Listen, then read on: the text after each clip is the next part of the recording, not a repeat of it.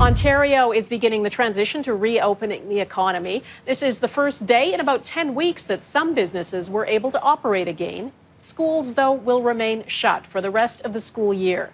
An emergency order remains in place, keeping bars and restaurants closed except for takeout and delivery, and limiting gatherings to no more than 5 people. As Abigail Bimman reports, what happens next depends on what happens now. Switching out change room curtains for doors, just one of the changes at Ottawa's Flock Boutique, reopening Wednesday.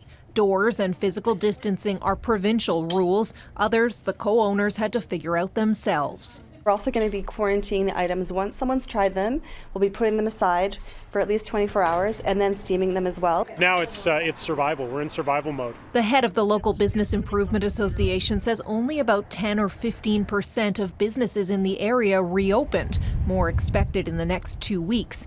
A challenge, it's hard to keep track of what's allowed to open and how, with things constantly changing. Really, the next few weeks as things open up will tell us as well how much damage there has been. But I can tell you there have been closures and there will be more. And the job right now is to make sure we support those businesses that are there. In addition to retail stores with separate street entrances, Ontario's Phase 1 means pet groomers are allowed to open Tuesday. She's always very concerned about our animals, so she didn't even take his leash. Some spectator-free sports involving minimal contact can start again too. Tennis, track and field, and horse racing. In-person counseling is back on and construction limits lifted. Many were holding their breath to see if kids would go back to school this year. The national propensity to hug and play, and maybe it's already at the end of the school year. Let's just curtail it a little bit more and see what happens in the fall. Turned out the Premier agrees. I'm just not going to risk it.